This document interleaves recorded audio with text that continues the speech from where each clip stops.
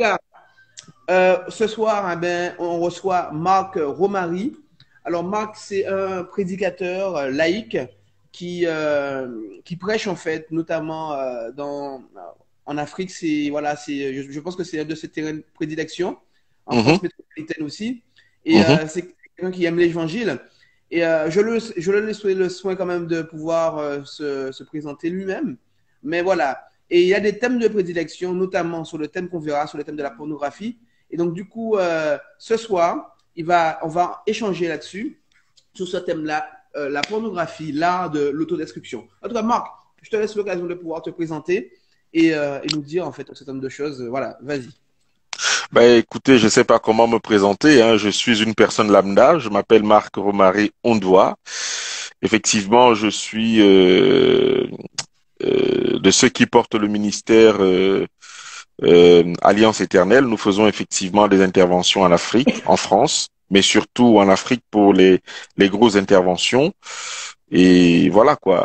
À part ça, je suis une personne lambda comme toi, Kevin, comme ceux qui nous suivent. Rien de trop spécial à dire de plus. D'accord. Ok, en tout cas, Marc, merci beaucoup pour ta participation de ce soir parce que bon, on va aborder un thème qui est très essentiel, un thème aussi épineux, je dirais, qui est peu parlé et Mhm. pourtant fait beaucoup de ravages. D'accord? Donc, du coup, on va rentrer dans le vif du sujet par rapport à ce thème. Donc, je rappelle le thème, la pornographie, l'art de l'autodestruction. Destruction. OK? Alors, avant de commencer, je voudrais juste savoir, pour ceux et celles qui nous rejoignent, alors, d'où venez-vous? Alors, dites-nous. Alors, dites-nous, d'où venez-vous? Si vous m'entendez, Martinique, OK? Alors,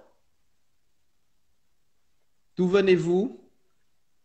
Ou d'où viens-tu maintenant? Il y a une personne là. Ça varie entre 5 et 3 personnes. Mais bon, n'hésitez pas à dire dans le chat, en fait, voilà, de nous faire un petit coucou pour savoir si vous êtes là, OK? Donc voilà. Alors, du coup, pour reprendre mes propos, ce thème qui est peu parlé par les gens, en tout cas, bonne nouvelle, bienvenue. Et puis, bonne nouvelle, on se connaît. En tout cas, bienvenue sur ce thème, sur ce live. Donc, du coup, ce thème, comme je disais, c'est la pornographie, l'art de l'autodestruction. On va discuter ensemble. Donc, Marc, on va entrer dans le vif du sujet assez concrètement. Hein. Ce soir, ça sera vraiment un thème très concret. On va parler concret pour que le peuple de Dieu puisse être édifié. Peux-tu Mhm. nous parler de l'origine de la pornographie? Alors, merci de ta question. L'origine de la pornographie, j'ai été très surpris moi-même que je puisse trouver l'origine de la pornographie dans la Bible et j'ai été pratiquement choqué de voir ça. Alors, si nous revenons dans le livre des commencements, ce qu'on appelle dans la Bible le livre de la Genèse, nous allons voir quelque chose de très spécial. Nous sommes ici, euh, La Bible. Ève vient de manger le fruit de l'arbre défendu. Nous sommes ici dans Genèse 3, d'accord? Et dans Genèse 3, le verset 11, il y a une question importante qui est posée, qui révèle l'origine de la pornographie. Ce Mhm, que je veux dire ici, c'est que Adam et Ève mangent le fruit ensemble, et à un moment donné, ils se rendent compte qu'ils sont nus. mhm, Je voudrais attirer votre attention sur la définition de la pornographie par Dieu lui-même. Alors, qu'est-ce qui se passe? Lorsqu'ils mangent le fruit, ils se voient nus et ils vont cacher une partie de leur corps. Et on se rend compte que ce sont les appareils sexuels qu'ils vont aller cacher. Et la raison, c'est pourquoi. Alors, lorsque nous venons dans Genèse 3:11, lorsque l'Éternel vient et qu'il déclare qu'ils sont nus, il est écrit que l'Éternel te dit, qui t'a appris que tu étais nu? C'est une grande question. La sexualité, au départ, était le secret de Dieu et le secret des êtres humains. Satan n'y avait pas accès. Donc, c'était quelque chose de caché, quelque chose de secret, d'intime entre deux personnes. Mais qu'est-ce qui se passe après? Satan, lorsque Adam et Ève mangent du fruit, ils sont nus, ils ont, mis le secret de la divinité, en ce qui concerne la nature humaine, en évidence aux yeux de ceux qui n'avaient pas droit, c'est-à-dire Satan. Donc, la pornographie consiste à exposer quelque chose qui a été caché par Dieu. Pourquoi je le dis? C'est que lorsque nous venons maintenant, puisque la Bible déclare que sur le témoignage de 2 ou de 3 témoins, la chose est établie, nous venons dans le livre de Lévitique et vous allez voir que ce que je viens de vous dire est une réalité. Si vous prenez avec moi par exemple Lévitique 18, et vous allez voir quelque chose. Vous allez voir quelque chose que vous avez peut-être déjà vu dans Lévitique 18. Alors, dans Lévitique 18, Lévitique, voilà, j'y suis presque. Lévitique 18 va nous donner un petit enseignement qui concerne ce que nous venons de voir dans la Genèse, l'origine. J'y suis, ok. Lévitique 18 nous dit Quel verset? Ceci. Comment? Quel verset? Alors, on peut commencer par le verset 4. Ok. Le verset 4 dit, vous pratiquerez mes ordonnances et vous observerez mes lois, vous les suivrez et je suis l'Éternel votre Dieu. Le verset 5, vous observerez mes lois et mes ordonnances, l'homme qui les mettra en pratique vivra par elles, je suis l'Éternel. Regardez au verset 6, nul de vous ne s'approchera de sa parente pour découvrir sa nudité, je suis l'Éternel. Or, qu'est-ce qui était découvert dans le jardin d'Éden? C'est la nudité. Jusqu'ici, la nudité était sacrée. Et lorsque vous allez parcourir tout Lévitique 18, vous allez voir le verset 7, tu ne découvriras point la nudité de ton père. Nous sommes déjà dans le domaine de la pornographie expliquée par Dieu, n'est-ce pas? Au verset 8, tu ne découvriras pas la nudité de la femme de ton père. Au verset 9, tu ne découvriras point la nudité de ta sœur, la fille de ton père ou la fille de ta mère, née dans la maison ou née hors de la maison. Et vous allez voir que tout Lévitique 18 est en train de nous donner un peu l'origine de la pornographie qui consiste à mettre en évidence, à exposer, à voir ce que Dieu a caché. Et lorsque nous voyons la pornographie moderne aujourd'hui, elle consiste à quoi? À exposer ce qu'un homme et une femme font dans une chambre. D'accord? Or, dans la Bible, il était question que ce soit caché. Si Adam et Ève n'avaient pas mangé l'arbre de la connaissance du bien et du mal, alors ils resteraient avec leur robe de lumière dans cet état et ne se sentiraient jamais nus. Voilà ce que je peux dire, bibliquement parlant, de l'origine de la pornographie, c'est-à-dire le secret de l'humanité et même de la divinité exposé. Pourquoi? Parce que le péché a pénétré la race humaine. Waouh, quelle introduction. Ça peut pas être plus clair que cela. Voilà. En tout cas, merci beaucoup pour cette entrée en matière, cette explication très claire de l'origine de la pornographie. Et le mot pornographie, il me semble qu'on parle en mot grec, il me semble pornéa. Est-ce que tu peux nous en parler un peu sur ce terme? Alors, le mot pornographie, il faut qu'on comprenne effectivement ce que le mot pornographie veut dire. Et le mot pornographie regroupe plusieurs choses. En fait, le mot pornographie dans la Bible, en Louis II, c'est impudicité. D'accord? Et impudicité est traduit en grec par pornéia. Alors, lorsqu'on parle de pornographie, vous avez vu dans Lévitique 18, la nudité du père, quand tu la vois, c'est de la pornographie. La nudité de sa sœur, quand tu la vois, c'est de la pornographie. La pornographie met beaucoup de choses. Et lorsqu'on va dans Lévitique 18, on voit également que il y a aussi le fait de coucher avec des animaux, le fait de coucher avec un homme comme on couche avec une femme, il y a plusieurs, dans la pornographie, c'est aussi plusieurs choses en même temps. Alors, qu'est-ce qu'on trouve dans le mot impudicité dans la Bible, qui est le mot en réalité pornéa en grec? Nous trouvons des relations sexuelles illicites.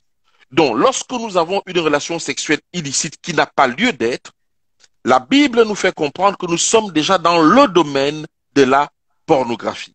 Lorsque nous sommes dans l'adultère, la fornication, l'homosexualité, nous sommes déjà, bibliquement parlant, dans le domaine de la pornographie. Le mot impudicité veut également dire mœurs d'une lesbienne, donc l'homosexualité, relations avec des animaux, etc., ça fait partie de la pornographie. Relations sexuelles avec une proche parent, comme on l'a dit dans Lévitique 18, ça fait partie de la pornographie. Relations sexuelles avec un ou une divorcée, selon le texte de Marc 10, 11, 12, ça fait partie de la pornographie. Maintenant, toutes les souillures, les souillures de l'idolâtrie aussi, font partie de la pornographie. Il faut voir dans la pornographie tout acte sexuel illicite, l'inceste, la pédophilie. Ce sont des actes de pornographie. D'accord? C'est pas seulement ce que nous comprenons dans le sens moderne aujourd'hui de regarder un film X ou de regarder des gens qui font un certain nombre de choses pour exciter la vue des autres. Tout ça, c'est de la pornographie, mais elle regroupe tellement de choses à l'intérieur, la pornographie. Et c'est d'ailleurs la raison pour laquelle nous sommes pratiquement tous exposés d'une certaine façon à une pornographie quotidienne. Ok. Donc, du coup, la pornographie ne se résume pas à au strict fait d'aller regarder des films X, mais c'est un Mhm. terme bien plus vaste, bien plus large que comme tu l'as défini. Ok? Effectivement. Ok. Ok. Donc, c'est le fait c'est surtout ça, hein, de regarder la nudité d'autrui d'un cadre qui n'est pas permis.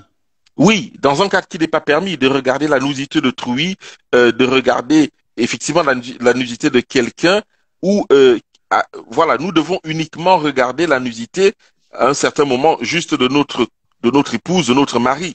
Vous voyez que Lévitique 18 est très sectorisé pour nous dire effectivement ce que nous ne devons pas voir. Donc le fait de regarder la nudité de quelqu'un, c'est déjà d'entrer dans la pornographie. D'accord. Ok, ok, ok. Et dites-moi, alors, du coup, nous, ce soir-là, c'est vrai qu'on a défini de manière un peu vaste la pornographie, en tout cas, tu l'as fait. Et on constate que la pornographie, de ce qu'on va parler ce soir, est qu'un pan de toute cette pornographie actuelle, hein, ok, qui regroupe un certain nombre de pratiques, notamment le lesbianisme, l'homosexualité, etc., l'adultère, etc.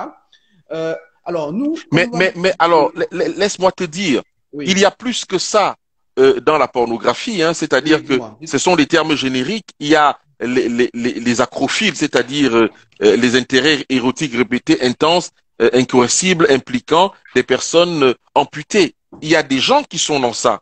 Il y a Mhm, beaucoup de choses. Il y a la schizophilie, par exemple.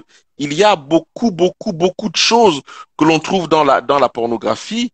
Euh, il- je veux dire que il y a l'autopiophilie, il y a la robofolie, il y a la bisexualité aussi qui fait ah ouais. partie, voilà, de la pornographie. Je veux dire que c'est vraiment quelque chose de vaste. La corprophilie, d'accord? Il y a C'est quoi la les, corpophimie en fait? C'est quoi la corpophimie? alors, c'est le plaisir de décontenancer des moralistes avec des paroles obscènes.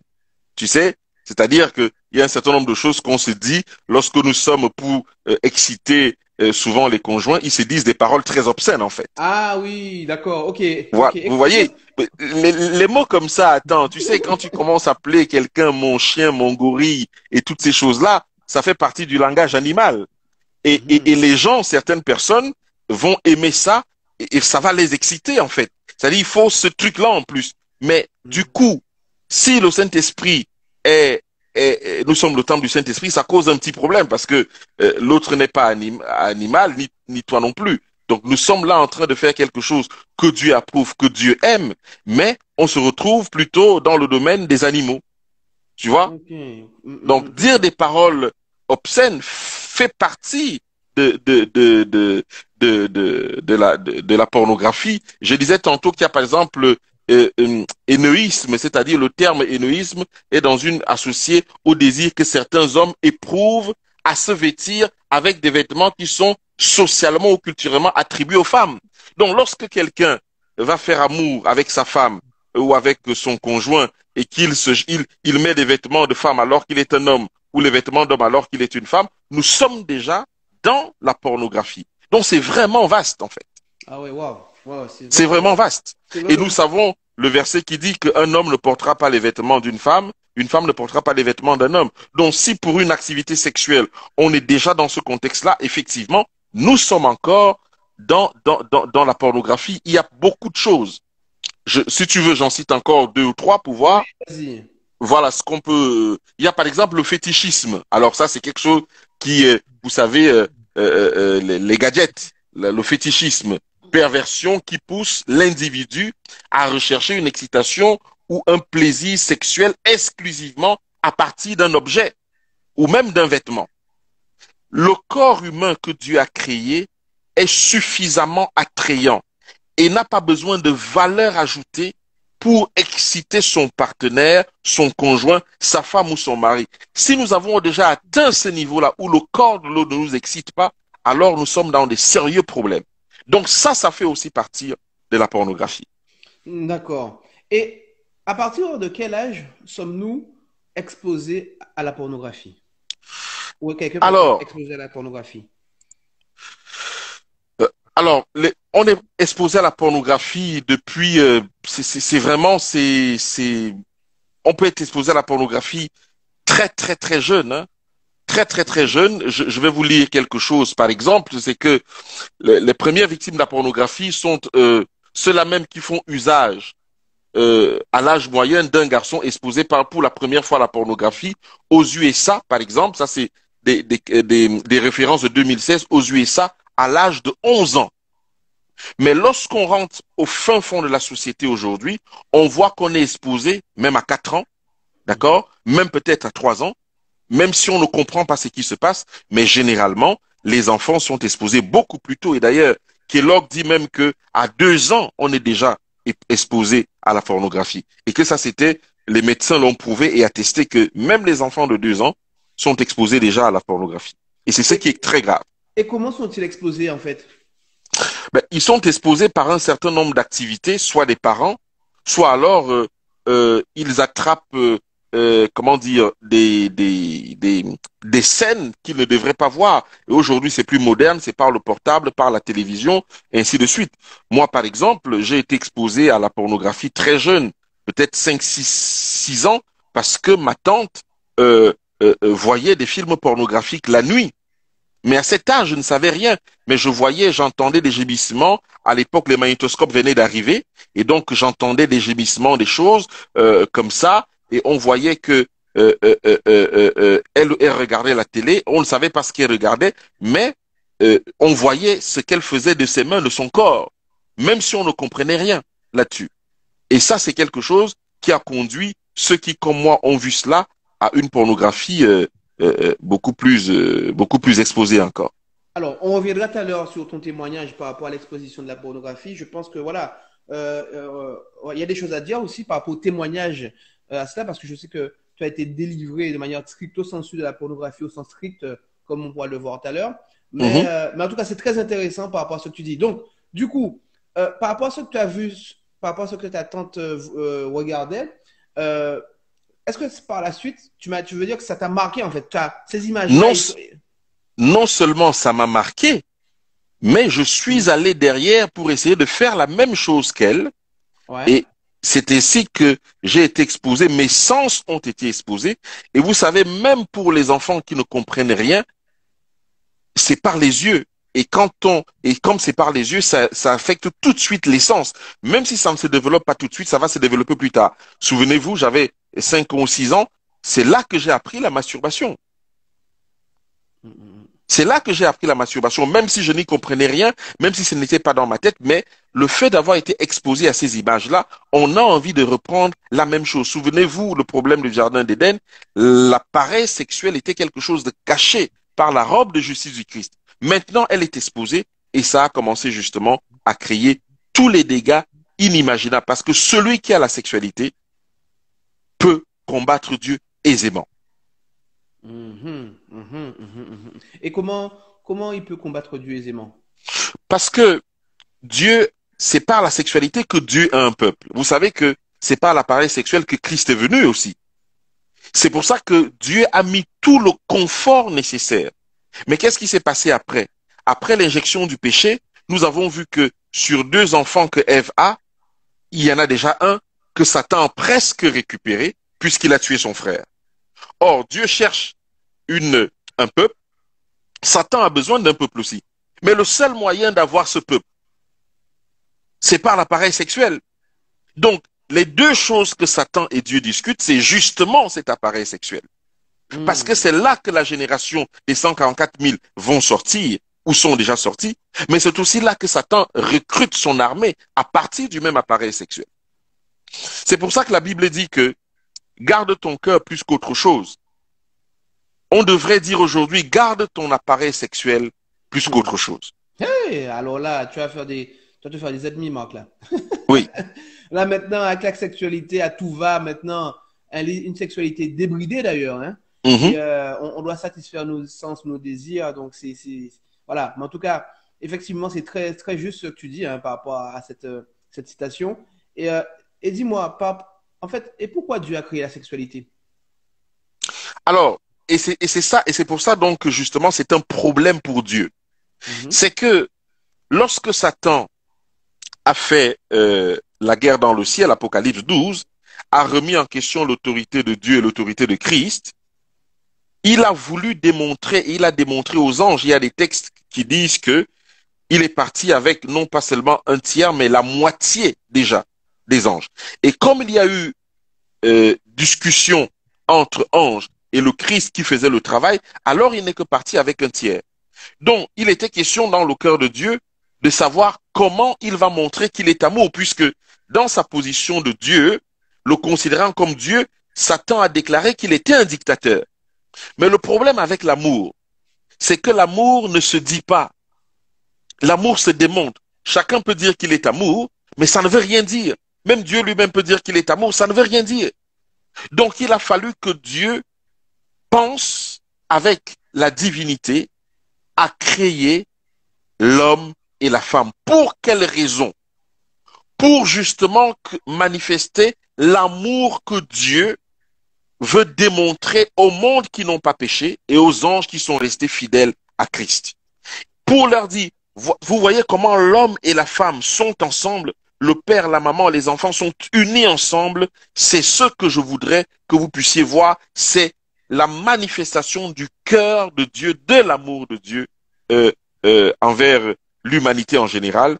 Et voilà, donc c'est pour ça que l'homme et la femme ont été créés. C'est pour ça d'ailleurs que dans Genèse, il est bien écrit, si vous avez remarqué, Dieu leur dit, multipliez-vous, soyez féconds, remplissez la terre. C'est-à-dire que Dieu, l'une des premières missions que Dieu leur donne, si vous avez bien remarqué, ce n'est pas le travail.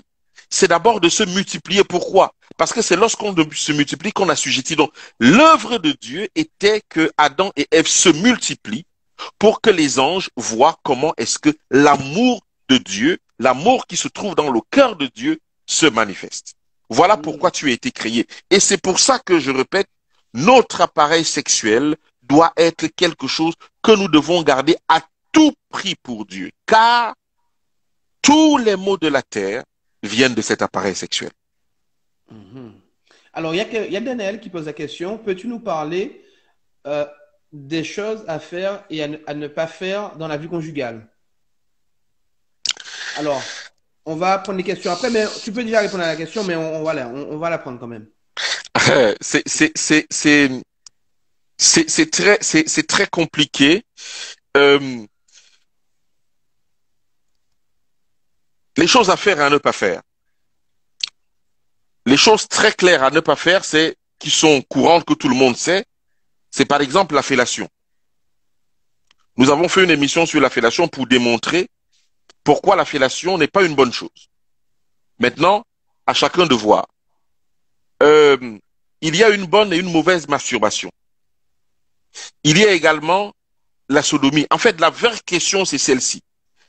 Dans Genèse 3, verset 11, Dieu pose la question à l'homme et à l'homme qui t'a appris que tu étais nu? C'est une question fondamentale. Dans tout ce que nous allons pratiquer dans la sexualité, la vraie question c'est qui nous a appris ces choses? Parce que Romains 5,5 dit que c'est l'esprit qui répand l'amour dans nos cœurs. Mais quand l'esprit répand l'amour dans nos cœurs, c'est toute l'agape de Dieu, y compris la sexualité, puisque la sexualité fait partie de l'amour. Donc le Saint-Esprit est l'auteur de la sexualité et peut nous enseigner la sexualité. Mais maintenant, ce que nous pratiquons, qui nous l'a appris? Voilà la question fondamentale sur ce que nous devons faire et ce que nous ne devons pas faire. Mais nous savons que la fellation, la sodomie, pour ne citer que ce genre de choses, et toutes les choses que je viens de citer, les quelques éléments pornographiques que j'ai donnés, le fétichisme, tous ces trucs, les menottes, les boules de geisha, les fouets, toutes ces tenues qui peuvent bien sûr exciter, mais où les hommes ne portent pas les tenues des femmes, les femmes ne portent pas les tenues. Par exemple, un homme qui va porter un string pour exciter sa femme, non, c'est plutôt le contraire. Vous voyez le truc? Normalement, c'est plutôt le contraire, parce que nous sommes dans le projet biblique qui dit que un homme ne doit pas porter les vêtements d'une femme. Mais malheureusement, aujourd'hui, les hommes s'habillent en femmes et c'est très excitant pour les femmes. Vous voyez? Et tu parles d'une chose, hier à la radio, j'entendais, ils ont fait la première transplantation d'un utérus chez une autre femme afin qu'elle puisse concevoir un enfant. Ils ont transplanté un utérus chez une autre femme et ça a fonctionné. Et elle pourra par la suite enfanter. Et voilà. Et ils sont en train de se poser la question maintenant, c'est pas comment, ils sont en train de se dire, ils pourront faire la même chose, bon, pas forcément pour transplanter un utérus, mais transplanter un embryon afin qu'un homme puisse accoucher. D'accord? Puisse concevoir un enfant et puisse par la suite accoucher.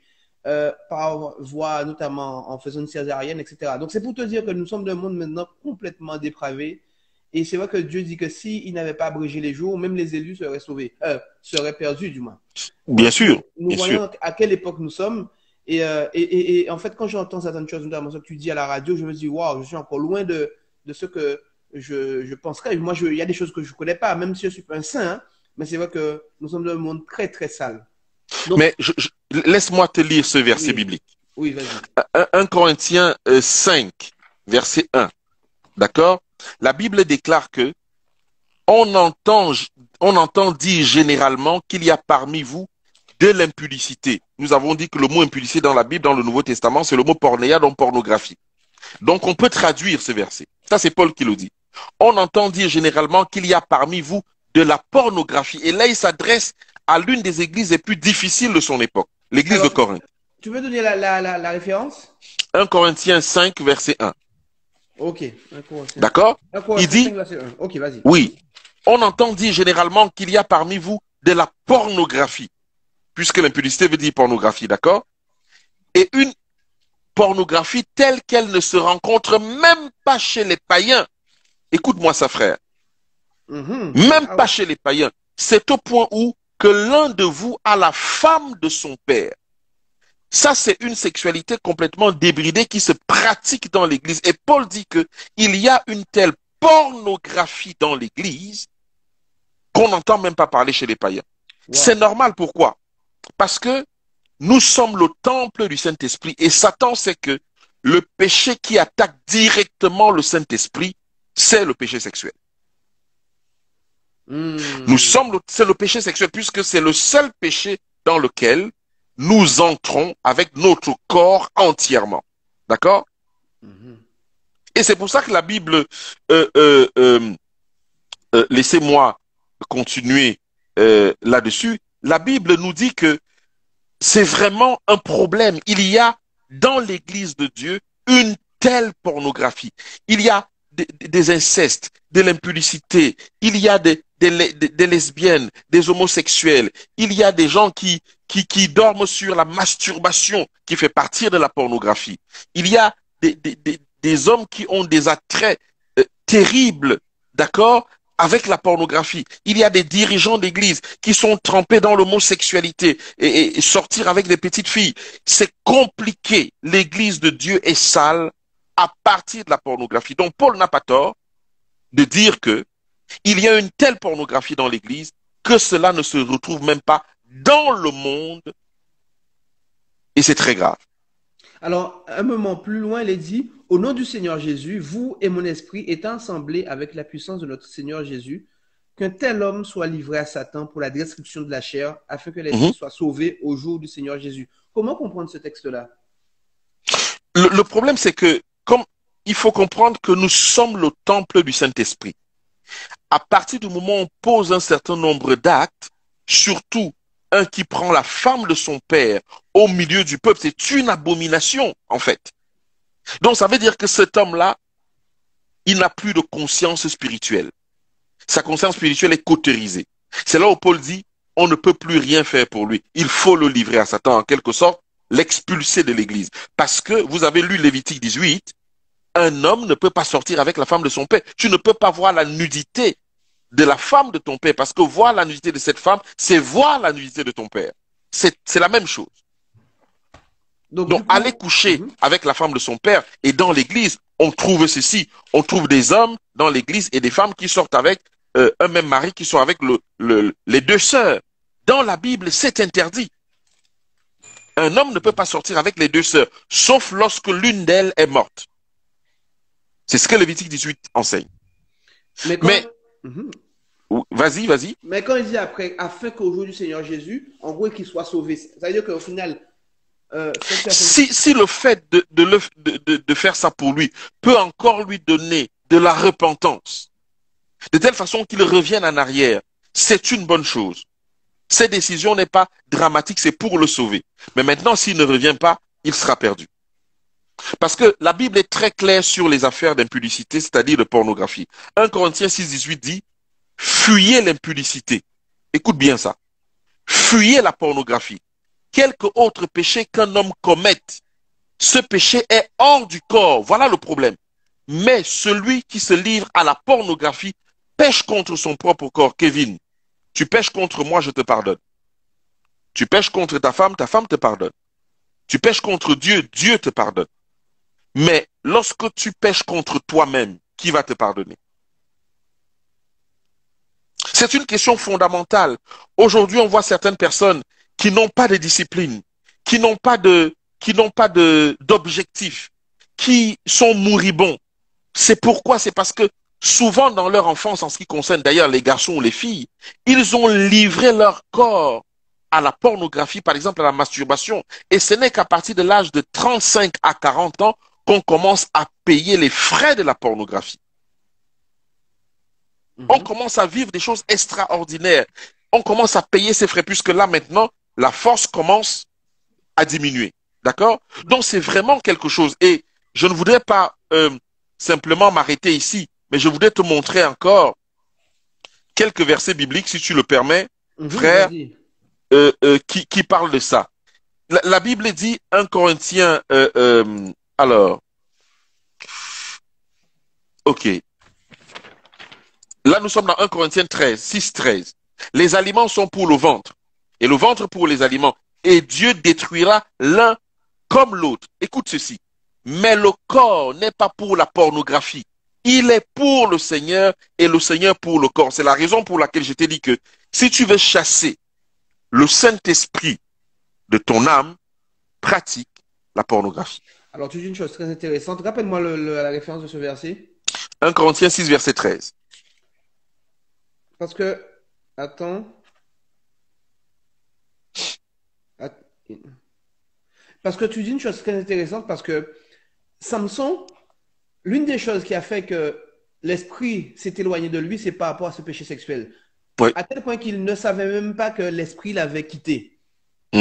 D'accord? Donc, on voit bien que le péché sexuel, ce péché-là contre son corps, c'est un péché qui peut nous priver pendant un laps de temps de cet esprit. Alors, je voudrais juste rectifier quelque chose, pardonne-moi. Samson n'est pas mort à cause du péché sexuel. Parce que la force de Samson résidait dans ses cheveux. Mais Samson meurt pourquoi? Parce que il est allé chercher une femme parmi les filles, parmi les peuples qui étaient interdits par Dieu à Israël d'aller chercher femme. Mais le fait qu'il vivait avec elle, la Bible est formelle là-dessus, c'est vrai que c'est la sexualité qui l'a amené là-dessus.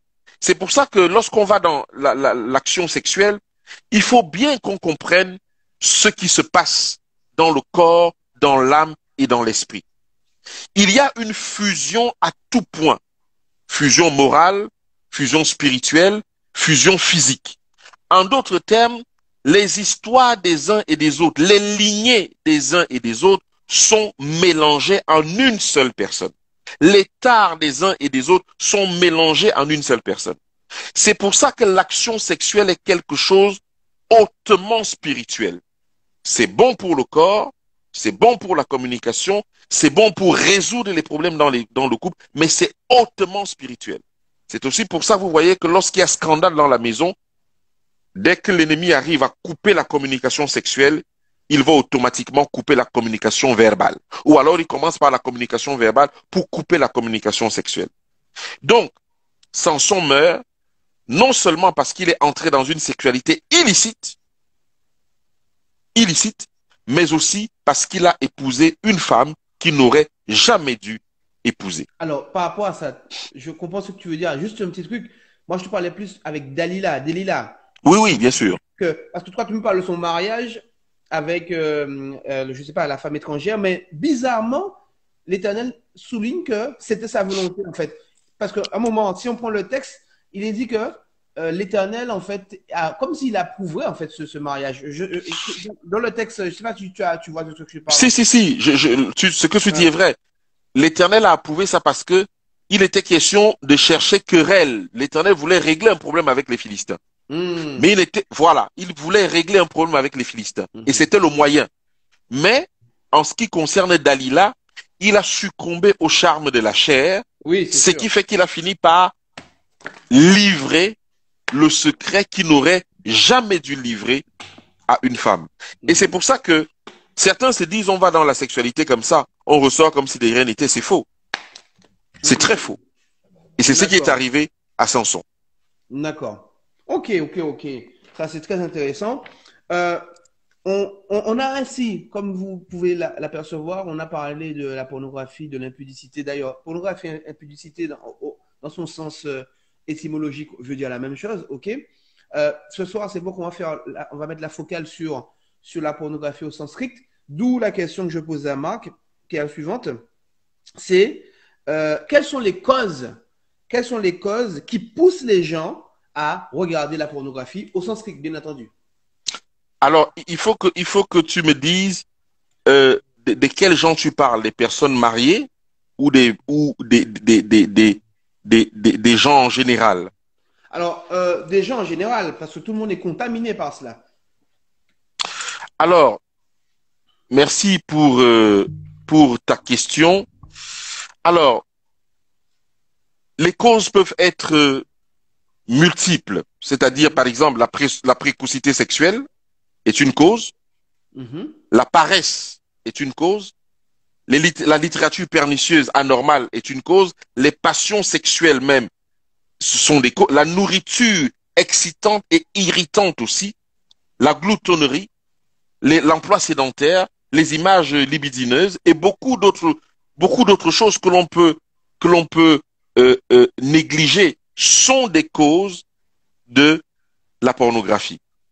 Le problème fondamental de la pornographie se trouve dans ce que j'appelle, moi, l'éducation sexuelle. Ce que nous n'enseignons pas dans nos maisons, quelqu'un d'autre va se charger de l'enseigner. La nature vide. Voilà. Pourquoi y a-t-il une aussi grosse impudicité dans l'Église? C'est pour la simple et bonne raison que l'Église n'a pas enseigné la sexualité à ses membres. C'est-à-dire que dans la Bible, on remet en évidence une série d'interdits. Il ne faut pas faire ceci, il ne faut pas faire ceci, il ne faut pas faire ceci. Mais personne ne nous a dit, nous, en tant que jeunes, qu'est-ce qu'il fallait finalement faire? Qu'est-ce qu'il fallait faire? Il n'y a qu'une série d'interdits. Tu ne verras pas, tu ne toucheras pas. Mais finalement, ok, très bien, mais on fait quoi? Et donc l'ennemi fait ce qu'il a fait au jardin d'Éden. Il propose un fruit attrayant qui augmente l'intelligence, qui donne du plaisir, d'accord?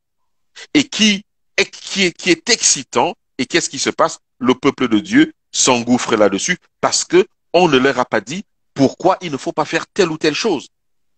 Et c'est ça qui fait que les causes dans l'Église en général de la pornographie sont énormes. Alors, en matière d'Église, donc si on met le focus sur l'Église, tu disais tout à l'heure là que les membres d'Église sont contaminés par cela. as-tu des témoignages de personnes ou ce que tu as entendu, ce que tu as vu toi-même, ce qu'on t'a dit, de personnes qui sont vraiment, l'église est contaminée par la pornographie en fait? Ben, écoute, je voudrais te donner selon ce que, je ne sais pas si tu connais Barna Group, qui a mené Non. une étude en 2016. Barna Group sur environ 3000 adultes, adolescents et pasteurs. Et Mhm. la plupart des pasteurs sont, Barna Group nous dit que cette étude a été menée en 2016. Il dit, et je te donnerai les références de l'étude, il dit, la plupart des pasteurs sont en lutte avec la pornographie. L'étude comptant 432 pasteurs et 338 pasteurs jeunes. Quand on parle de pasteurs, ce sont les pasteurs aguerris, des anciens pasteurs, d'accord? Donc, ils Mhm. sont 432 et 338 pasteurs jeunes, fut commodité par Josh McDowell Ministry et qui a, en 2016, examiné justement la question. Il nous dit que l'étude a examiné l'effet de la pornographie sur les pasteurs, les églises, la population en général et les jeunes. Et Barna Group rapporte que 57% des pasteurs, ça c'était en 2016, et des jeunes pasteurs, 64%, donc des vieux pasteurs d'un certain âge, 57%, les jeunes pasteurs, 64%, admettent qu'ils sont en lutte actuellement ou qu'ils ont été en lutte avec la pornographie. Dans l'ensemble, 21% des jeunes pasteurs et 14% des pasteurs plus âgés admettent qu'ils sont actuellement des problèmes avec l'utilisation de la pornographie.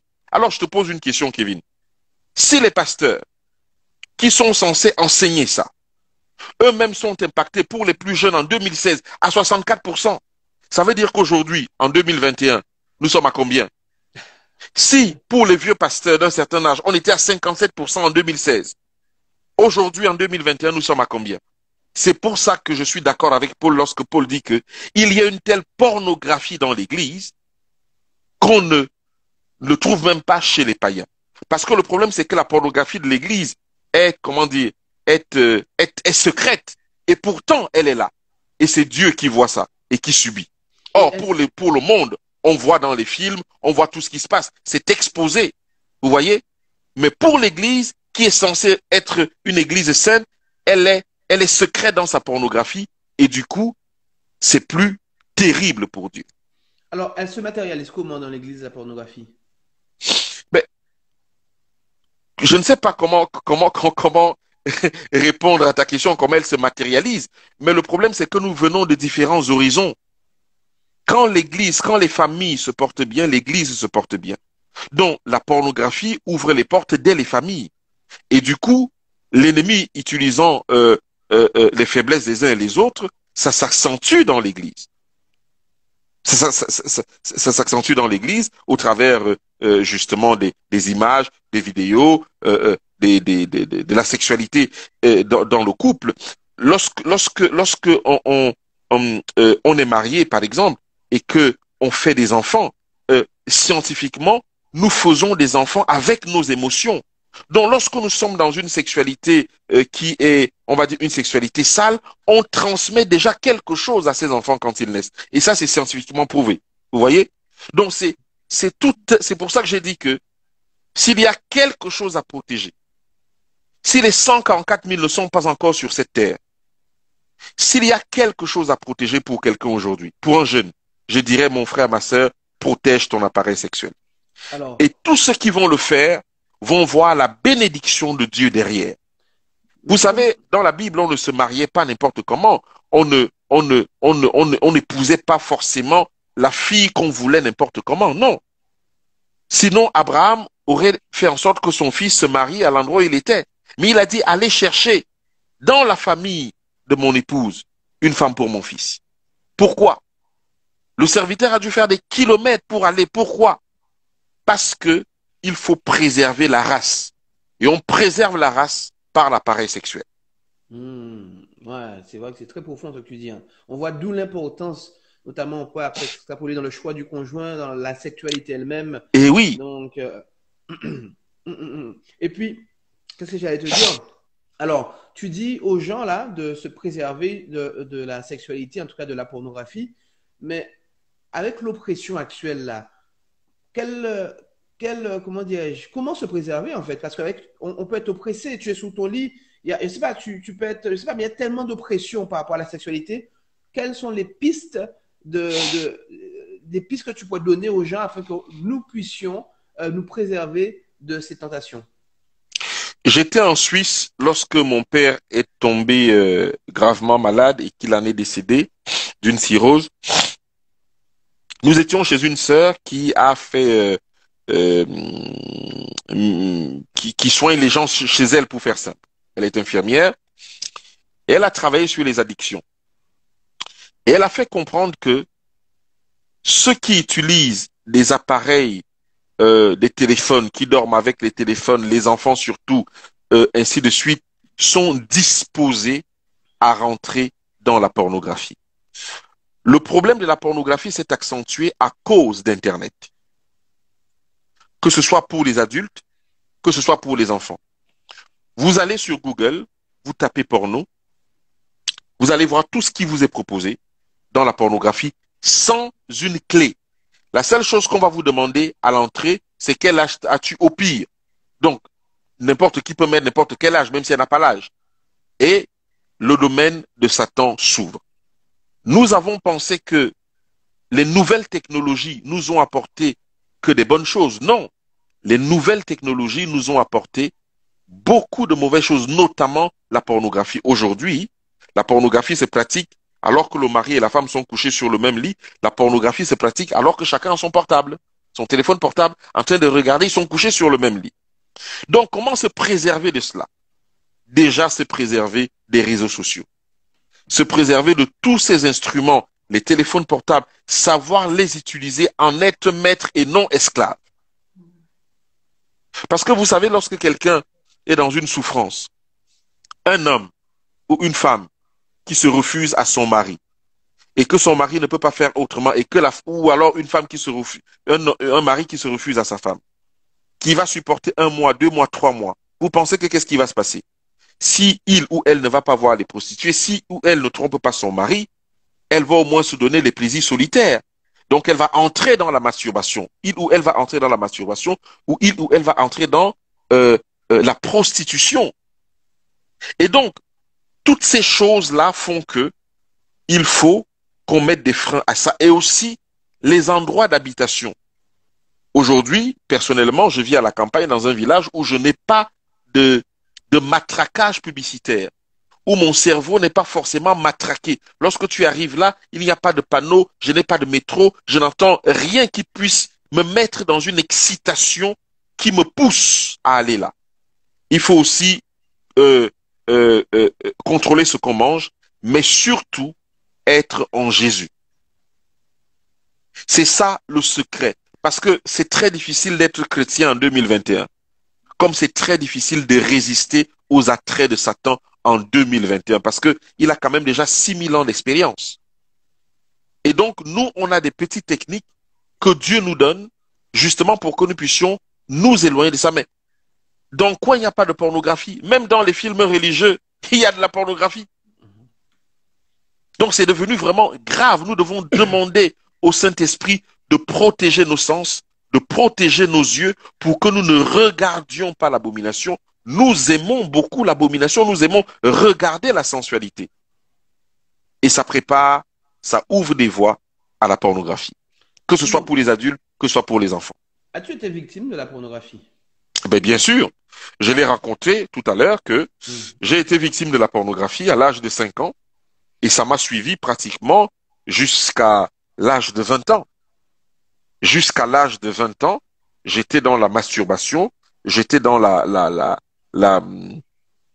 pornographie visuelle. Et ça m'a tellement... Et le fait même que je suis encore né avec un handicap de l'œil droit a fait en sorte que j'ai été tellement maltraité, que ce soit à l'école primaire, que ce soit au secondaire, que ce soit au supérieur, que je me demandais même si j'allais avoir une copine un jour dans ma vie. Donc, ça a développé en moi des caractères de jalousie et même de ce qu'on appelle clairement de l'éjaculation précoce. C'est avec l'évangile, quand justement le Seigneur m'a appelé sur ce message, qu'il m'a montré le chemin de sortie. Et c'est pour ça que c'est par là que j'ai commencé à prêcher. Donc j'y étais, Je sais ce que c'est, je sais ce que je dis. Ce n'est pas quelque chose que je ne parle pas des théories. Et je puis même t'assurer que lorsque je dis que ça se paye entre 35 et 40 ans, j'y suis. Et nous voyons les effets du fait que notre puissance, notre force, euh, la force de l'âme, Satan a volé beaucoup d'énergie à beaucoup de personnes, de telle façon que lorsqu'ils atteignent cet âge-là, ils sont fatigués. Et à certains moments, même si le Seigneur m'a restauré, je ressens les effets de cette affaire-là. D'accord. Ok, donc du coup, ça veut dire que la pornographie, comme le souligne le thème, c'est un art de l'autodestruction.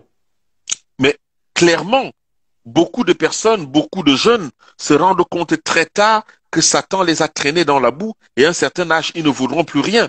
Ils mourront même physiquement très vite parce qu'ils ont gaspillé les énergies de leur cerveau justement à donner à la pornographie. Lorsque vous pratiquez la pornographie, c'est Satan qui vous suce de l'énergie en fait.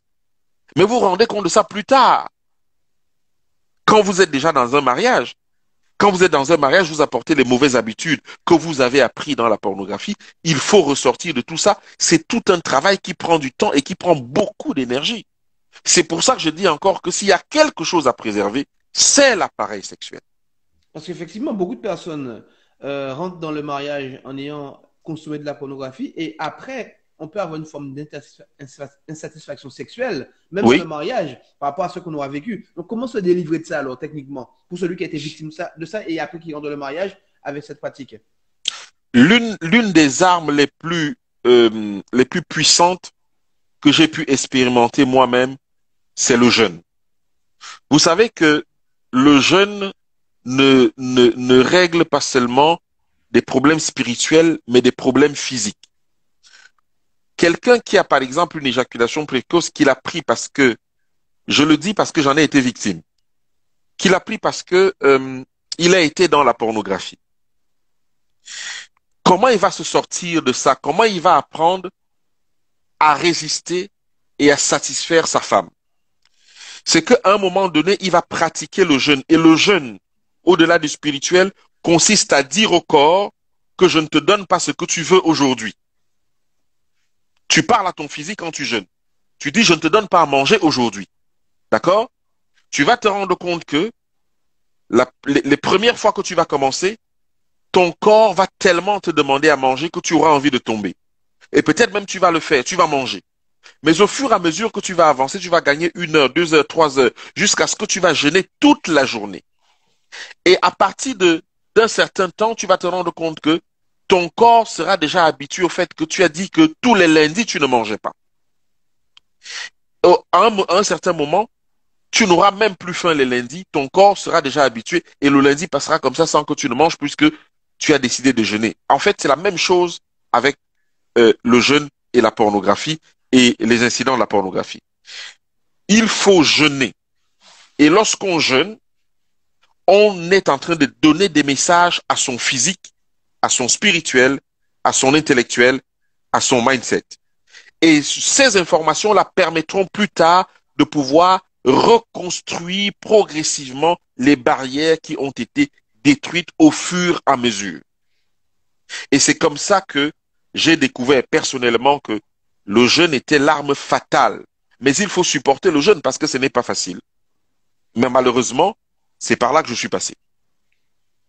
Et aussi, qu'est-ce que je veux dire donc, par rapport au jeûne, est-ce que c'est le jeûne associé à la prière ou juste le jeûne, le fait de jeûner, en fait? Le jeûne associé à la prière, les deux vont ensemble. Pour nous, les chrétiens, on ne peut pas dire que, oui, on reste pas affamé pour rester affamé. On jeûne par rapport à un sujet particulier. On demande la force à Dieu par le jeûne de résister aux choses dont on ne résistait pas hier, en fait. Tu Mhm. vois? Donc c'est le jeûne, bien sûr, associé à la prière. D'accord. Et dis-moi, tu as abordé effectivement un certain nombre de choses par rapport aux conséquences de la pornographie, mais peux-tu nous dire un peu plus sur les conséquences de cette addiction? Alors, les conséquences de cette addiction sont importantes et vraiment très importantes. Je vais te donner conséquence, nous nourrissons l'égoïsme lorsque nous succombons à la pornographie. Regarder du matériel pornographique, c'est 100% égoïste, par exemple. Cela ne construit personne et n'aide personne, n'encourage personne, ne bénit personne. C'est un comportement qui, dans sa totalité, est centré sur soi-même. D'accord? Même si il semble être inoffensif, l'égoïsme est le contraire de l'amour et du message de l'évangile. Je voudrais également te dire que succomber à la pornographie, c'est nourrir son orgueil. Moi, et nous sommes tous des pécheurs là-dessus. Je vais passer là pour développer. Je vais également dire que succomber à la pornographie, par exemple, c'est nourrir l'amertume. Car Dieu nous enseigne à exprimer notre reconnaissance en toutes circonstances. Il y a des conséquences un peu plus importantes. C'est que nous entrons dans le monde des ténèbres. Pourquoi? Parce qu'à un certain moment donné, pratiquer la pornographie, vivre la pornographie, surtout notre pornographie moderne, vous savez que les films pornographiques sont souvent des films où il y a des incantations dedans. Et donc, regarder un film pornographique où il y a des incantations dedans peut nous impacter de cet esprit-là. Et donc là, maintenant, ça nécessite une délivrance. J'ai encore découvert quelque chose de ce que la pornographie permet, moi, de te trouver ça. La pornographie, par exemple, fait en sorte que ton corps est un terrain préparé aux maladies. Les cancers, toutes ces maladies qui arrivent là. Vous savez que, par exemple, pour les femmes, il y a la perte de mémoire lorsqu'on est dans une sexualité débridée. Mais la perte de mémoire, comment on l'appelle aujourd'hui? Ça a été scientifiquement prouvé, ça. La perte de mémoire, comment on l'appelle aujourd'hui? C'est l'Alzheimer. Donc, les scientifiques et d'autres écrivains que je n'ai pas envie de citer ont trouvé que l'une des causes de ce que nous on appelle aujourd'hui Alzheimer, c'est la mauvaise sexualité, donc la pornographie. La pornographie au sens strict ou au sens plus large, comme tu l'as défini? Au sens plus large, puisque c'est plusieurs choses en même temps. Au sens plus large. Ce que j'ai cité au départ, la pratique, par exemple, les pratiques que j'ai citées au départ, si je les avais tous citées, tu verrais que ce sont des pratiques dures qui sucent le corps de son énergie. D'accord? Par exemple, lorsque vous pratiquez la sodomie, par exemple, vous ne voyez pas quel genre d'énergie vous êtes en train de perdre et qu'est-ce que vous encaissez. Mais lorsque vous allez dans une maison de retraite et qu'on est obligé de vous mettre des couches, vous pensez que c'est quoi? C'est l'une des conséquences de la mauvaise sexualité. Puisque cet orifice n'a jamais été prévu pour ça, donc l'eau détend, l'eau déchirée, à un moment donné, il n'y a plus de frein. Donc, nous sommes obligés de mettre à certaines personnes âgées, pas tous, mais pour certains, c'est la mauvaise sexualité qui fait ça. Qui fait en sorte que, alors que dans certains pays, des personnes sont âgées, il n'y a pas on ne leur met pas des couches. Jusqu'à leur mort, ils sont bien, quoi. Je sais pas si tu vois ce que je veux dire. Alors, c'est vrai que Donc, moi... Vas-y, vas-y. Vas-y, non, fini, je t'écoute. Non, mais je sais ce que je te dis, il n'y a pas de souci, vas-y. Donc, par exemple, la pornographie diminue l'énergie vitale. Nous avons une énergie que le Seigneur nous donne. Et c'est cette énergie-là qui nous amène à être disciplinés, à prendre une décision. Donc non seulement ça te diminue l'énergie vitale, tu vas voir que certaines personnes qui ont pratiqué la pornographie, il a dit je vais faire ceci, je vais faire ceci, le jour où où il doit faire cette chose arrive, il renvoie à demain.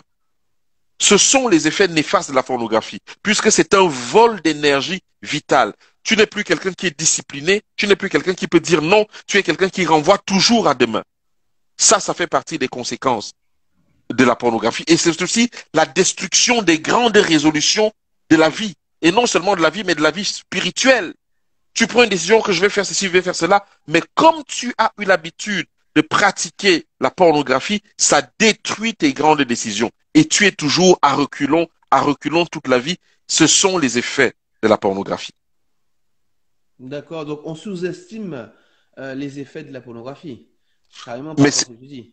Mais Kellogg dit que la pornographie, où il cite quelque chose en particulier, bien sûr, est plus, comment dire, est plus grave que ce qui s'est passé dans les plaines de Moab.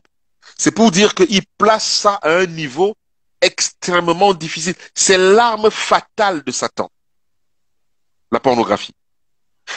Et quand vous lisez d'une façon simple le livre d'Apocalypse, qu'est-ce qu'on vous dit? Que la prostituée a abreuvé tous les rois de la terre du vin de la fureur de son impudicité. Les peuples, les langues et toutes les nations sont assujettis à la babylonienne avec la fureur de son impudicité, dont de sa pornographie. Il est bien vrai que là, on parle des fausses doctrines. Mais dans la réalité, quel est l'endroit où la pornographie n'a pas encore atteint? Ma grand-mère, elle est au beau milieu de la forêt équatoriale là-bas. Avec un smartphone, elle voit les activités sexuelles des gens qui sont aux États-Unis avec Internet. Alors qu'avant, ce n'était pas ça. Donc, le monde entier est assujetti à la pornographie. Et regardez ce qui se passe. Au fur et à mesure que le temps passe, les mœurs sont débridées. Ce qui était interdit hier devient légal aujourd'hui. Vous voyez? C'est comme ça que la Babylonienne tient toute la planète, toutes les langues, tous les peuples avec la pornographie. C'est vrai que par le début, les questions que je t'ai posées étaient orientées par rapport à la pornographie au sens strict, notamment les conséquences du regard de la pornographie. Là, je parlais de films pornographiques. Je ne sais pas si tu as répondu par rapport à la pornographie dans le sens général ou quand tu t'es posé ces questions, notamment les conséquences, est-ce que tu as répondu au sens strict, notamment par rapport aux conséquences de... Donc, tu as répondu par rapport à quoi? Par rapport au sens strict ou au sens plus général?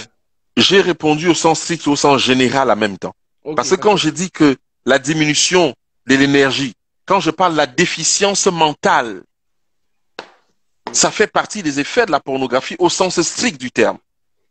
Parce que, je ne sais pas si, je n'ai pas préparé ça pour toi, mais je vais te l'envoyer. Il y a un jeune qui est mort aux États-Unis parce qu'il s'est masturbé 25 fois en une journée. J'avais entendu parler de ça, ouais. Vous voyez? Donc, on peut être déficient mentalement. On peut amener quelqu'un chez un psy ou dans un asile de fous parce que le corps même ne supporte plus l'activité sexuelle.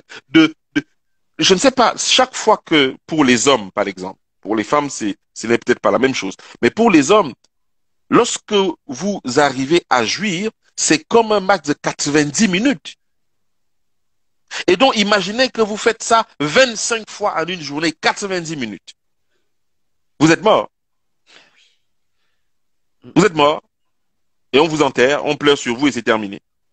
Et comme tout bon adventiste, on va chanter quel repos céleste. Oui, on va surtout dire que il va ressusciter au jour de la résurrection. Mais ce qui est sûr, c'est que tout le monde va ressusciter, mais chacun à son tour. C'est vrai, c'est vrai. Chacun à son tour. Et dis Marc, bon, on a dressé un portrait quand même. Tu as dressé un portrait un peu, un portrait réaliste en même temps. Mais c'est vrai que ça peut faire peur. Mais je te pose deux questions. Premièrement, y a-t-il de l'espoir? Donc ça, c'est une question. Oui. Ok. Et la deuxième question, c'est Jésus peut-il réellement libérer de la pornographie?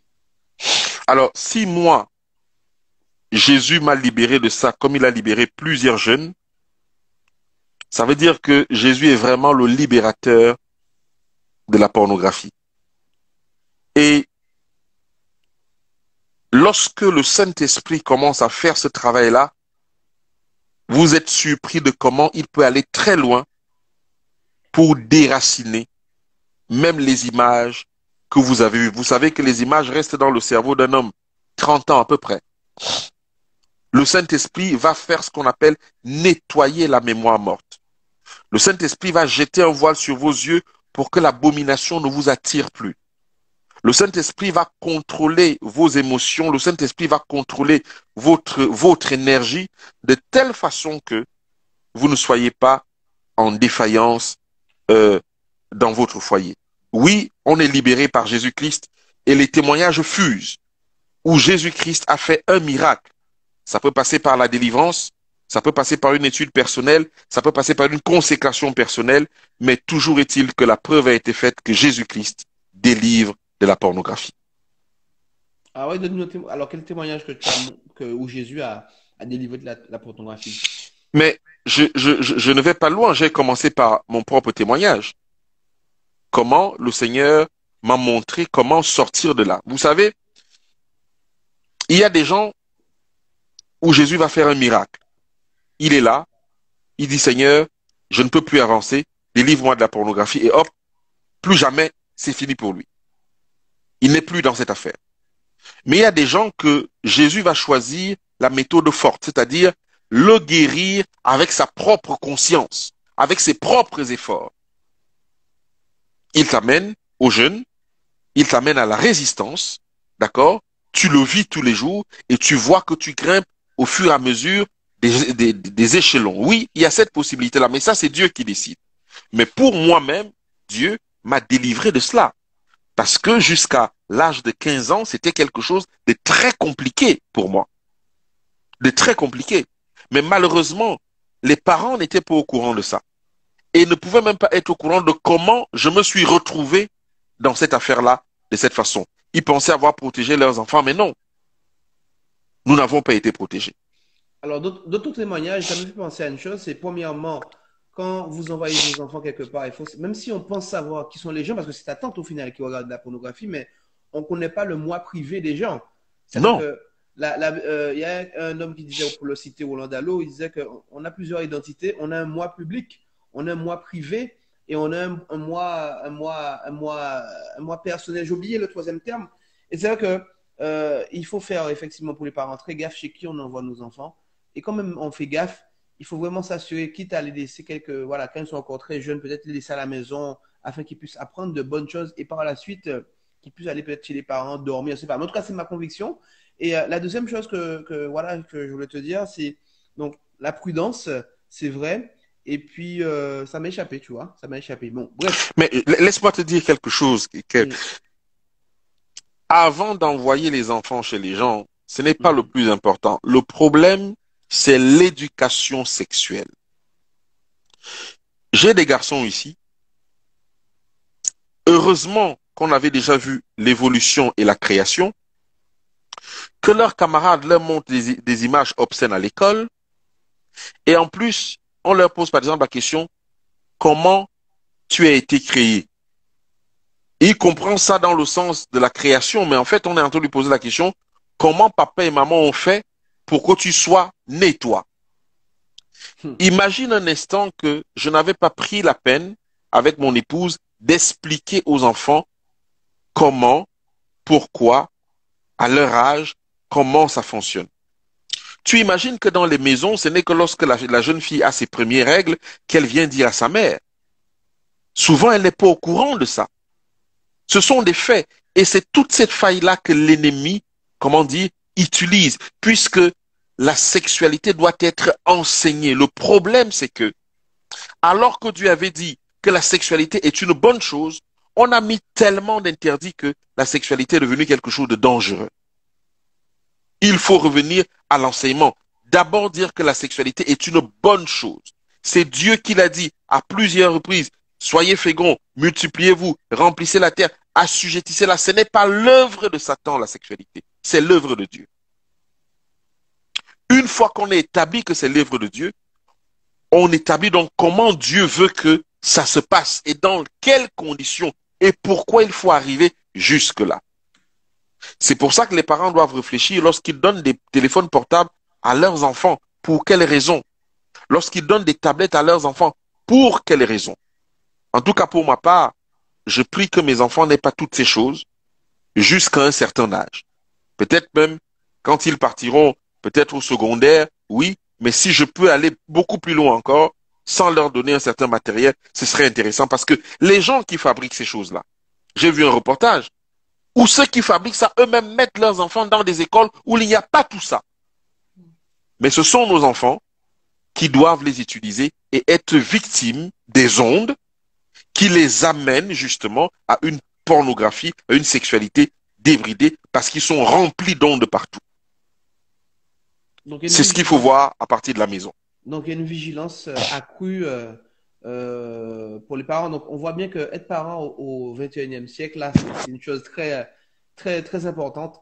Et c'est pas, c'est vrai qu'il y a certaines personnes qui faisaient des enfants à tout va, mais c'est vrai Mhm. que par rapport à ce que tu dis, on voit l'importance de l'éducation, notamment sexuelle, chez les enfants. Et il y a une question qui me vient en tête, c'est à un moment, Jésus il dit que les prostituées vous devanceront. En quoi une prostituée peut me devancer en fait? Mais c'est pour ça que il faut revenir à ce que Paul dit. On entend dire qu'il y a une telle impudicité dans l'Église qu'on n'en trouve même pas chez les païens. La prostituée a ceci, c'est que tout le monde sait qu'elle est prostituée. Et lorsqu'elle vient à la repentance, on continue à la traiter de prostituée. Lorsqu'elle passe, on continue à la traiter de prostituée. Mais au moment où elle s'est repentie, où elle a arrêté de faire ça, ce n'est pas ce qui intéresse les gens. Or, toi qui es dans l'église, moi qui suis dans l'église, qui pratique ces choses et personne ne sait que je le fais. Personne ne sait que je le fais. Je suis capable de pointer du doigt des autres, mais personne ne sait ce que je fais à l'intérieur de chez moi. Prédicateur ou pas, personne ne le sait. Si je vis une double vie, alors la prostituée me dévancera dans le royaume des cieux. Et Jésus me dira, je ne t'ai jamais connu. Mhm, mhm, mhm, mhm. Alors, je ne sais pas si tu as une question, Daniel, toi qui nous suis. Est-ce que tu as une question? C'est dommage qu'elle soit pratiquement avec tout ce qu'on a dit. C'est vrai que beaucoup de personnes n'ont pas Instagram, mais je viens de me rendre compte de ça Mm, parce mm, que j'ai mm. reçu des dizaines de messages là. Bon, mais alors nous écoutons tes questions, ma chère. Alors, Daniel, c'est un garçon, hein? Ah, c'est un garçon. Oui, oui. Excuse-moi. Excuse-moi, frère. Excuse-moi. Donc, du coup, qu'est-ce que j'allais te dire? Après, on pourra peut-être reporter aussi cette réunion sur Zoom, tu vois, Oui, pour pouvoir oui, toucher davantage de personnes parce que je pense que c'est ça. ça intéresse pas mal de personnes. Instagram, c'est plus bon, c'est les plus jeunes qui ont cet outil-là. Mais Mhm. on en discutera par la suite, ok? Mais ça serait intéressant parce qu'on a vu des choses vraiment intéressantes et je pense que beaucoup de personnes ont besoin, nous avons besoin d'entendre ces choses-là. Donc, Daniel, je ne sais pas si tu as une question. Bon, pour l'instant, je ne vois pas, mais n'hésite pas à nous en faire part. Euh, alors, je vais essayer. Alors, je sais pas si moi tu veux rajouter quelque chose par rapport à ce thème-là. Je pense avoir abordé avec toi un certain nombre de choses, un certain nombre de questions qui nous ont montré l'origine de la pornographie, les conséquences de la pornographie, même les solutions aussi hein, par rapport à la pornographie. On va passer tout à l'heure un petit moment en prière, quand même pour prier, même si les gens vont regarder en replay, mais qu'ils puissent être édifiés, qu'on puisse prier aussi pour cela, afin que nous puissions soit être vaccinés pour cela, alors soit en curatif ou en préventif, parce que nous sommes pas, il y a certaines personnes qui ne sont pas tous assujettis à cela. Donc, pour celui, voilà, voici une question, pour celui qui n'a pas encore commis ces actes-là de pornographie, quel conseil donnerais-tu en fait? Il faut d'abord qu'il remercie Dieu parce que j'ai lu un auteur qui disait que il a vu que presque tous, ou elle a vu que presque tous étaient hébétés. S'il est parmi les 0,5% sur les 99,95% qui ont été impactés, s'il est parmi les 0,5% qui n'ont pas été impactés, il faut qu'il remercie le Seigneur. Et il faut qu'il continue à vraiment demander au Seigneur une protection maximale de son âme. Parce que, de mon point de vue, aucun homme sur cette terre est né, en tout cas de notre temps moderne, sans être impacté par la pornographie. Et la pornographie est tellement présente, même dans notre façon de nous habiller. Voilà encore une chose qu'on n'a pas soulevée, la façon de s'habiller aussi. D'accord? Donc, elle est tellement présente, présente que je ne vois pas qui, sur cette terre, maintenant peut dire que je ne suis pas impacté. Ou alors, non, plutôt, je n'ai pas été impacté. Je pense que tous, nous sommes impactés, nous sommes exposés. Maintenant, nous devons tout faire. Si cette personne n'a pas encore été touchée par ça, vraiment, je bénis le Seigneur pour cette personne et je dis à cette personne que prie pour que, mets-toi dans les conditions spirituelles, vis dans un endroit qui permettra que tu restes protégé de cela. D'accord. Ouais. Ok.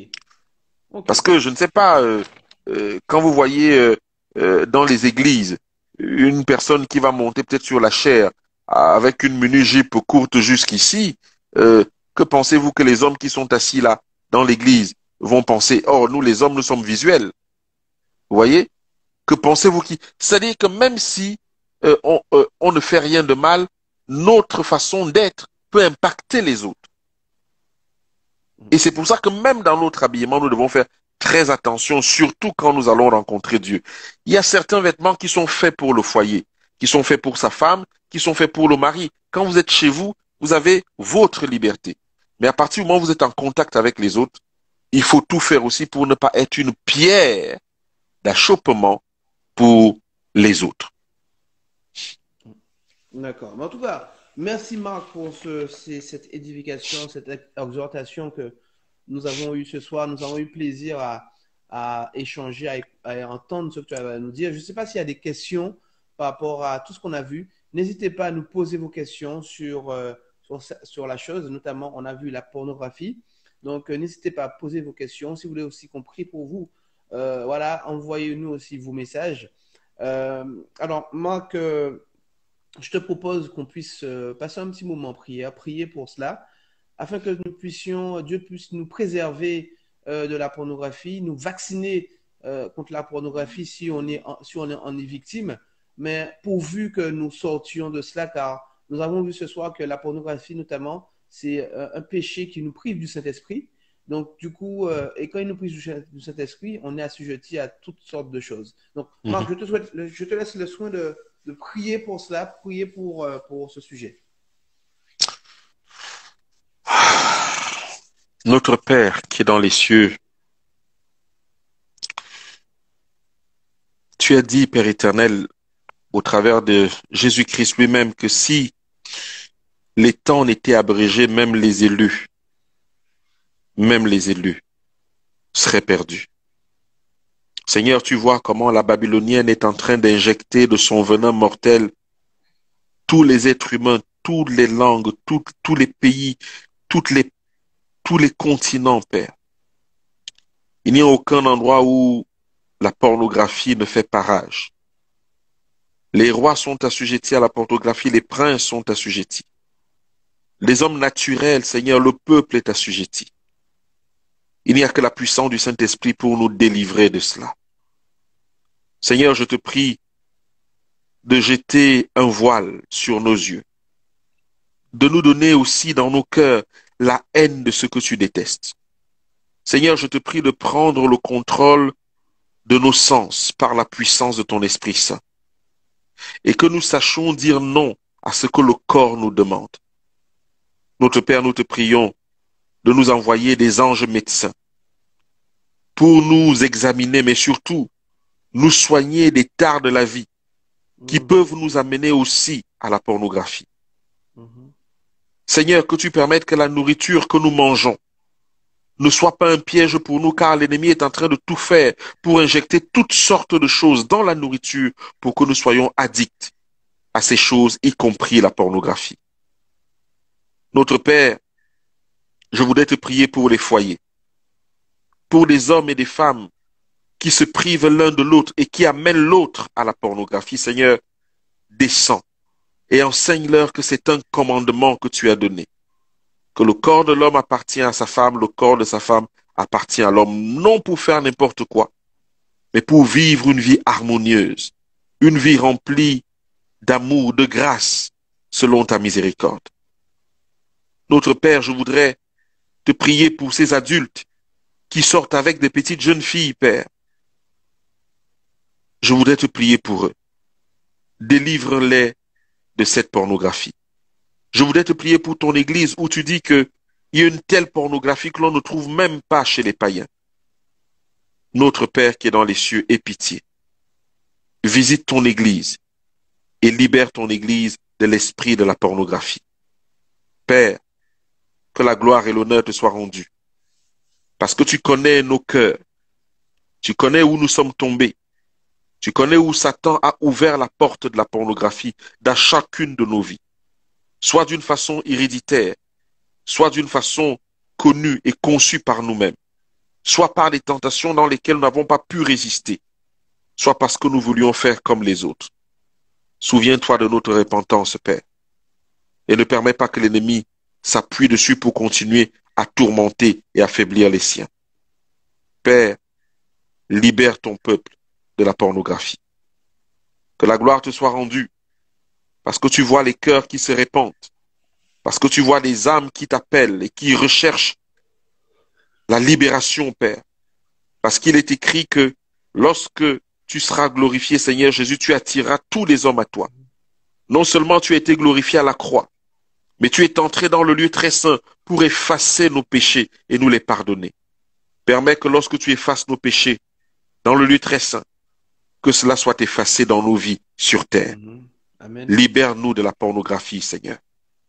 Gloire à toi, Père. Nous t'avons prié dans le nom de Jésus-Christ. Amen. Amen. Merci Marc pour ce moment qu'on a passé ensemble, très édifiant. Alors, il n'y a pas eu de questions. Je pense que à ce moment, tout a été clair. En tout cas, pour ceux qui vont regarder ce live en replay, on espère que vous serez édifiés comme on a été ce soir. Et puis, Marc, on garde le contact afin que nous puissions aussi par la suite planifier très certainement d'autres occasions pour pouvoir nous édifier sur divers sujets. En tout cas, ce soir, c'était sur Kevly Gift. On a reçu Marc Romary sur le thème de la pornographie, l'art de l'autodestruction. Marc, je te laisse le soin de pouvoir conclure, si tu veux, ce moment qu'on a passé ensemble. La Bible dit que, alors, laisse-moi regarder ça. La Bible dit que,